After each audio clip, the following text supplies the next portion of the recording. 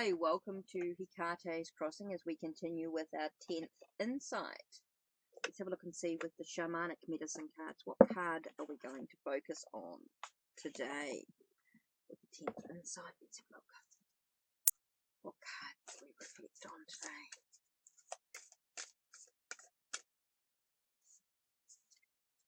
Okay, we're going to transmigration with death. Let's have a look and see what this says. Interesting card. So let's have a look. Death.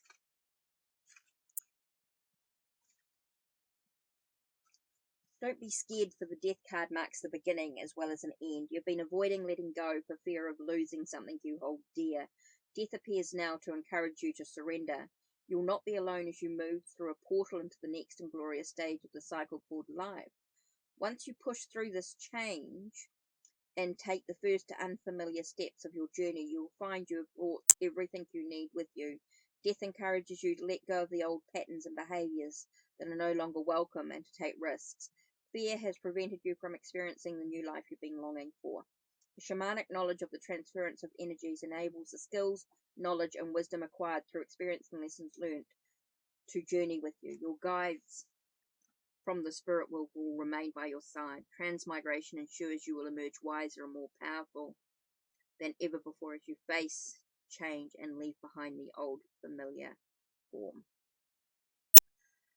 Let go and surrender. Your tendency for control does not serve anymore. Change your perception and see the bigger picture. Everything is working out perfectly. Familiarity is not a reason to hold on to the old. New life awaits. You're ready to move on. Trust. Death speaks. Surrender fears and doubts to me. Transmigration is the key. A new form now waits for you. Death ends the old to start anew. Hey, interesting. Okay, so let's continue with the 10th insight.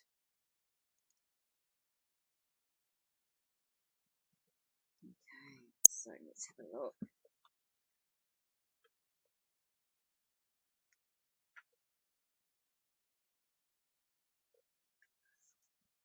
Reviewing the journey.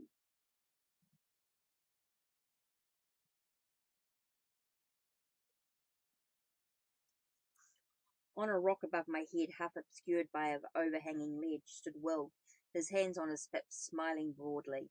He appeared slightly out of focus, so I blinked hard and concentrated, and his face cleared somewhat. I knew you'd be here, he said, nimbly climbing off the ledge and jumping to the rock beside me. I've been waiting. I looked at him in awe, and he pulled me into an embrace. His face and hands looked slightly luminescent, but otherwise seemed normal. I can't believe you're here, I stammered.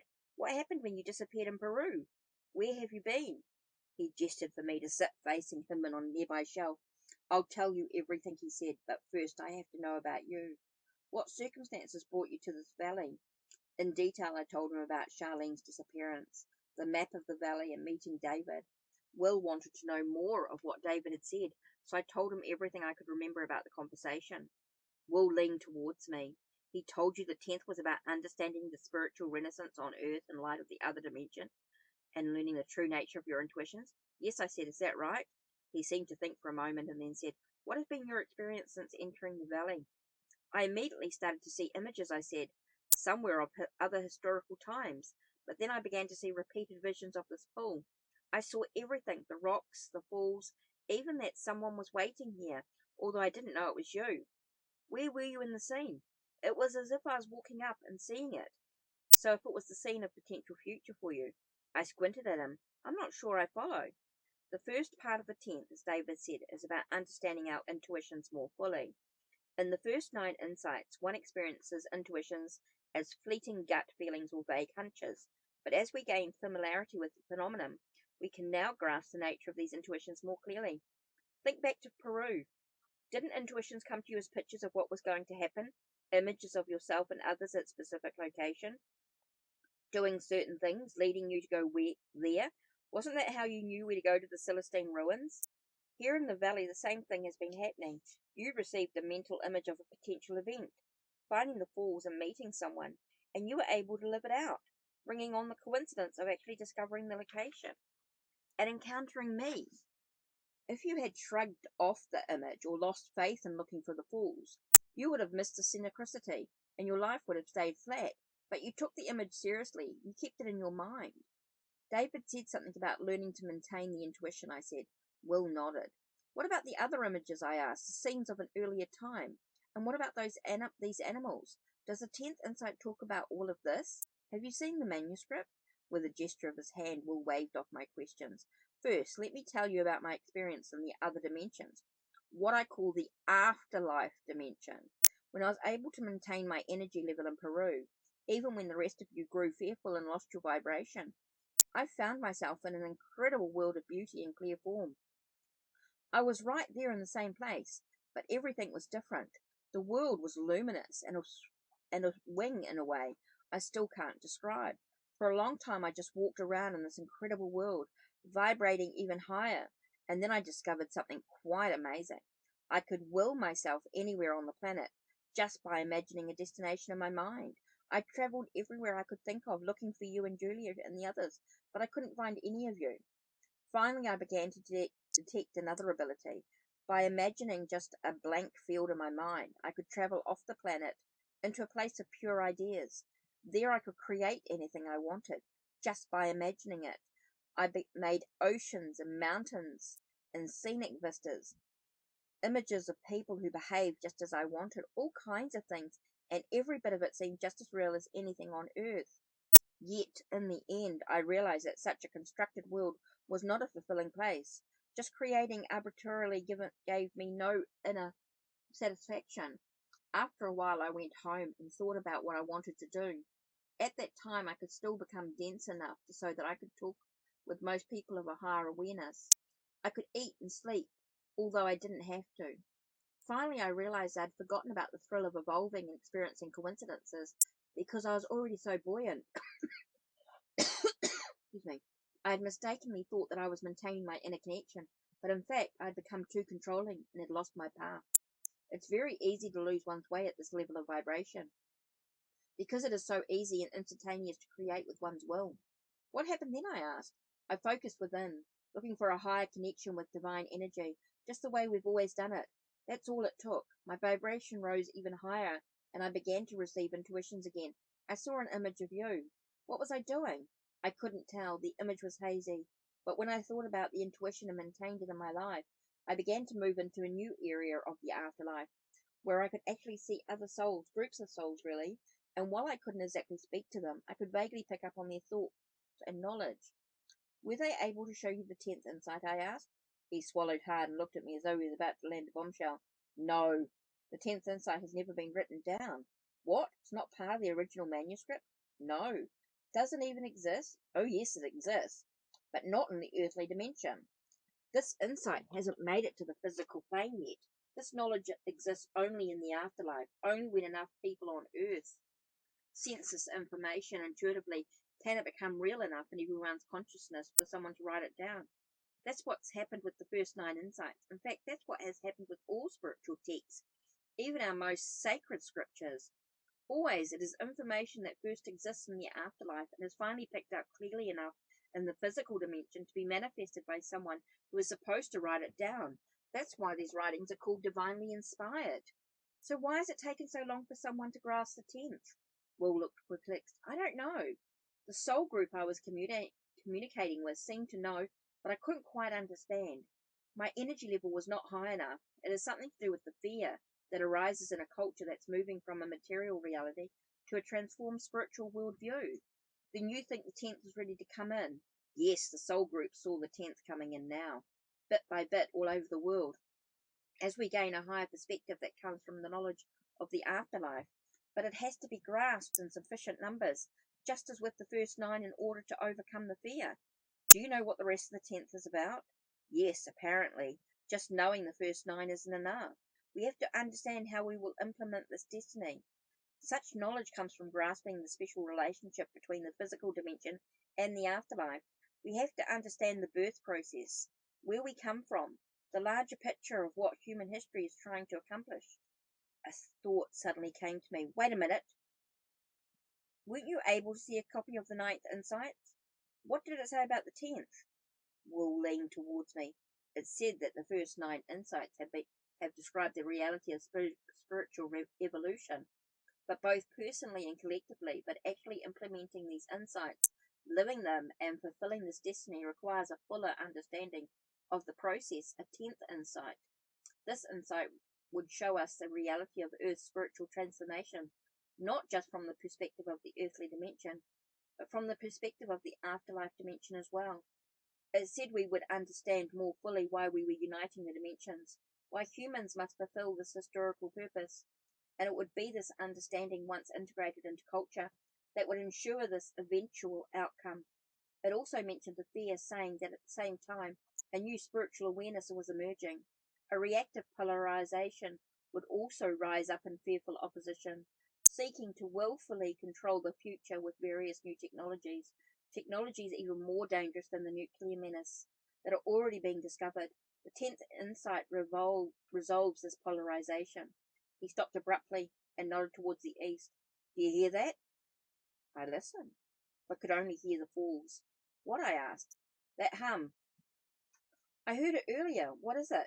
I'm not sure exactly, but it can be heard in the other dimension as well. The souls I saw seemed very disturbed about it. As Will spoke, I clearly saw Charlene's face in the back of my mind. Do you think the hum is related to this new technology? I asked, partially distracted. Will didn't answer. I noticed he had an absent look on his face. The friend that you're looking for, he asked. Does she have blonde hair and large eyes? Very exquisitive looking. Yes. I just saw an image of her face. I stared at him. So did I. He turned and looked at the falls for a moment, and I followed his gaze. The white foam and spray formed a majestic background to our conversation. I could feel the energy increasing in my body. You don't have enough energy yet, he said, but because this place is so powerful, I think that if I help and we both focus on your friend's face, we can move fully into the spiritual dimension and maybe find out where she is and what's happening in this valley. Are you sure I can do that? I asked. Maybe you can go and I can wait here for you. His face was fading out of focus. Will touched my lower back, giving me energy, smiling again. Don't you see how purposeful it is that we are here? Human culture is beginning to understand the afterlife and grasp the 10th. I think we have the opportunity to explore the other dimension together. You know, this feels destined. At that moment, I noticed the noise of a hum in the background, even over the sound of the falls. In fact, I could feel it in my solar plexus. The hum's getting louder, Will said. We have to go now. Charlene could be in trouble. What do we do? I asked. Will moved slightly closer, still touching my back. We have to recreate the image we received of your friend. Maintain it. Yes. As I said, we are learning to recognize and believe in our intuitions at a higher level. We all want the coincidences to come more consistently, but for most of us, this awareness is new, and we're surrounded by a culture that still operates too much in the old skepticism, so we lose the expectation, the faith. Yet what we're beginning to realize is that when we fully pay attention, inspecting the details of the potential future we're shown, purposely keeping the image in the back of our minds, intentionally believing, when we do this, then whatever we are imaging tends to happen more readily. Then we will it to happen. No, remember my experience in the afterlife? There you can make anything happen just by wishing it so, but such creation isn't fulfilling. The same is true of this dimension. Only everything moves at a slower rate. On Earth we can, will, and create almost anything we wish, but real fulfillment comes only when we first tune into our inner direction and divine guidance. Only then do we use our will to move toward the potential futures we received. In this sense, we become co-creators with the divine source. Do you see how this knowledge begins the 10th insight? We are learning to use our visualization in the same way it is used in the afterlife. And when we do, we fall into alignment with that dimension, and that helps unite heaven and earth. I noticed understanding completely after taking several deep breaths. Will exerted more pressure on my back and instructed me to recreate the details of Charlene's face.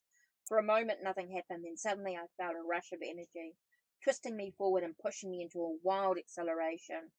I was streaking at fantastic speeds through a multicolored tunnel of some kind. Fully conscious, I wondered why I had no fear.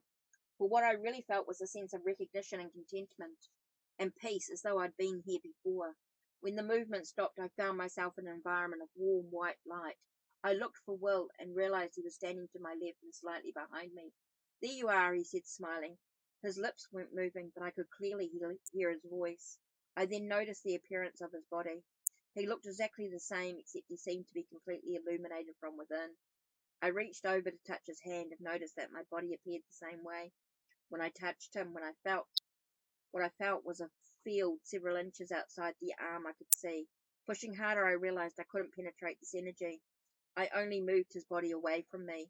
Will was near bursting with mirth. In fact, his expression was so humorous that I laughed myself. Amazing, isn't it? He asked. This is a higher vibration than at the Celestine ruins, I replied. Do you know where we are?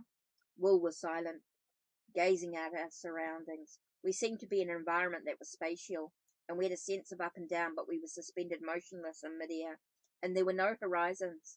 The white light was a constant hue in all directions. Finally, Will said, this is an observation point. I came here briefly when I first imagined your face. More souls were here. What were they doing?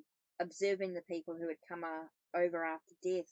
What? You mean this is where people come right after they've died? Yes. Why are we here? Has something happened to Charlene? He turned more directly towards me. No, I don't think so. Remember what happened to me when I began to imagine you? I moved to many locations before we finally met at the falls. There's probably something we need to see before we can find Charlene. Let's wait and see what happens with these souls. He nodded to our left, where several human-like entities were materializing directly in front of us, at a distance of what appeared to be about 30 feet. My first reaction was to be cautious. Will, how do we know their intentions are friendly? What if they try to possess us or something? He gave me a serious expression. How do you know if someone on Earth is trying to control you? I would pick up on it. I could tell that the person was being manipulative. What else? I guess they'd be taking energy away from me. I would feel a decrease in my sense of wisdom, self-direction. Exactly. They wouldn't be following the insights. All these principles work the same way in both dimensions. As the entities formed completely, I remained cautious, but eventually I felt a loving and supportive energy emanating from their bodies, which seemed to be comprised of a whitish amber light that danced and shimmered in and out of focus. Their faces had human characteristics, but could not be looked at directly. I couldn't even tell how many souls were there. At one moment, 3 or 4 seemed to be facing us. Then I would blink and there would be 6, then 3 again, all dancing in and out of view. Overall, they looked like flickering, animated cloud of amber against the background color of white. After several minutes, another form began to materialize beside the others. Only this figure was more clearly in focus and appeared in a luminous body, similar to Will and myself. We could see that he was a middle-aged man. He looked around wildly, then saw the group of souls and began to relax. To my surprise, when I focused closely on him, I could pick up on what he was feeling and thinking. I glanced at Will, who nodded that he was also sensing the person's reaction. I focused again, observed that in spite of a certain detachment and a sense of love and support, he was in a state of shock at having discovered he had died. Only minutes before, he had been routinely jogging, and while attempting to run up a long hill, had suffered a massive heart attack. The pain had lasted only a few seconds, and then he was hovering outside his body, watching a stream of bystanders rush up to help him. Soon a team of paramedics arrived and worked feverishly to bring him back. As he sat beside his body in the ambulance, he had listened in horror as the team leader had pronounced him dead. Frantically he had attempted to communicate, but no one could hear it. At the hospital, a doctor confirmed to the crew that his heart had literally exploded, that no one could have done anything to save his life. Part of him tried to accept the fact, another resisted. How could he be dead? He had called out for help and had instantly found himself in a tunnel of colours that had brought him to where he now stood. As he watched, he seemed to become more aware of the souls and moved toward them, shifting out of focus to us, appearing more like them. Then abruptly he pulled back towards us and was quickly surrounded by an office of some kind, filled with computers and wall charts and people working. Everything looked perfectly real, except the walls were semi-transparent, so that we could see what was happening inside. And the sky above the office was not blue, but a strange olive colour. He's deluding himself, Will said. He's recreating the office where he worked on Earth, trying to pretend he hasn't died. The souls moved closer and others came until there were dozens of them, all flickering in and out of focus in the amber light. They seemed to be sending the man love and some kind of information. I couldn't understand. Gradually, the constructed office began to fade and eventually disappeared completely. The man was left with an expression of resignation on his face, and he again moved into focus with the souls. Let's go with them, I heard Will say at the same moment. I felt his arm, or rather the energy of his arm, pushing against my back. As soon as I inwardly agreed, there was a slight sensation of movement, and the souls and the man all came into clearest focus. The souls now had glowing faces, much as Will and I did, but their hands and feet, instead of being clearly formed, were mere radiations of light. I could now focus on the entities for as long as 4 or 5 seconds before losing them and having to blink to find them again. I became aware that the group of souls, as well as the deceased individual, was watching an intense point of bright light moving towards us. It eventually swelled into a massive beam that covered everything. Unable to look directly at the light, I turned so I could just see the silhouette of the man who was staring fully at the beam without apparent difficulty. Again, I could pick up on his thoughts and emotions. The light was filling him with an unimaginable sense of love and calm perspective. As this sensation swept over him, his viewpoint and knowledge expanded until he could clearly see the life he had just lived from a broad and amazing detailed perspective. Immediately, he could see the circumstances of his birth and early family life.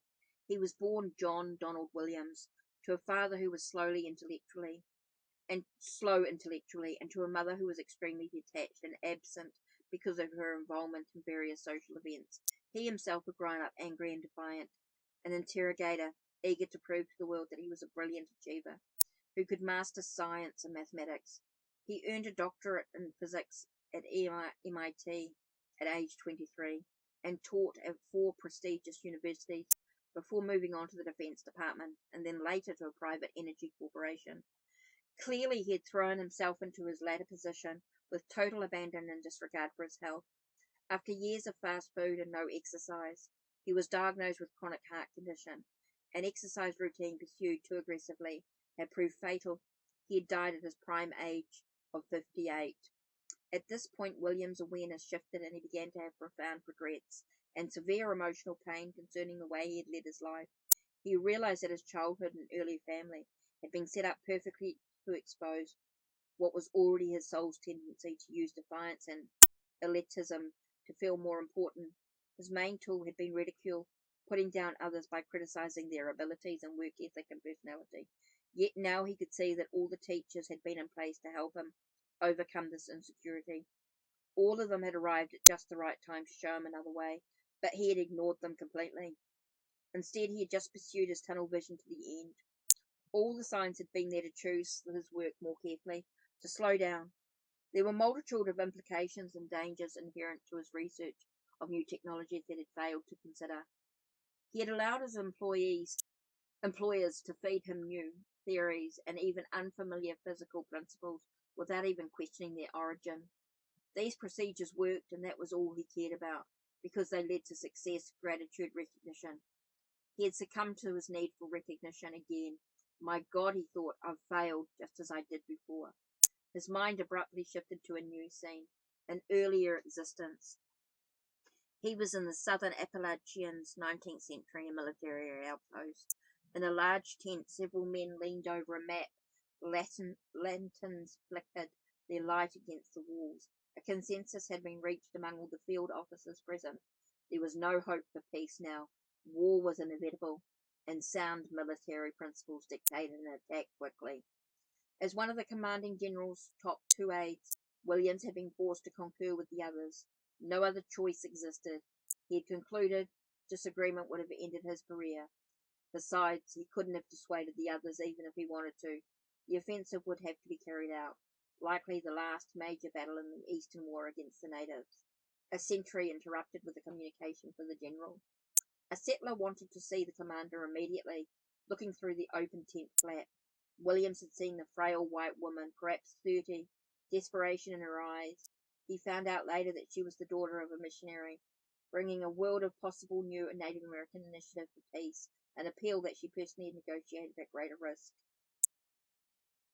But the general had refused to see her, remaining in the tent as she shouted at him, finally ordering her from his camp at gunpoint, not knowing the content of her message. Not wanting to know, again Williams kept quiet. He knew his commander was under great pressure, having already promised that the region would be opened up for economic expansion. A war was necessary if the vision of the power brokers and their political allies was to be actualized. It was not enough to let the settlers and the Indians create their own frontier culture. No, in their view, the future had to be shaped and manipulated and controlled for the best interests of those who made the world secure and abundant. It would be far too frightening and altogether irresponsible to let the little people decide. Williams knew that a war would greatly please the railroad and coal tycoons and the newly emerging oil interests, and would, of course, ensure his own future as well. All he had to do was keep his mouth shut and play along, and he would, under silent protest, unlike the general's other primary aide. He remembered looking across the room at his colleague, a small man who limped slightly. No one knew why he limped. Nothing was wrong with his leg. He was the ultimate yes man. He knew what the secret cartels were up to, and he loved it, admired it, and wanted to become a part of it. And yet there was something more. This man, like the general and the other controllers, feared the Native Americans and wanted them removed, not just because of the natives' alienation from the expanding industrial economy that was poised to overrun their lands. They feared these people because of something deeper, some terrifying and transformative idea, known in its entirety only by a few of the elders, but which bubbled up throughout their culture and called out for the controllers to change, to remember another vision of the future. Williams had found out that the missionary's daughter had arranged for the great medicine chiefs to come together in one last attempt to agree on this knowledge, to find the words to share it, one last bid to explain themselves, to establish their value to the world, quickly turning against them.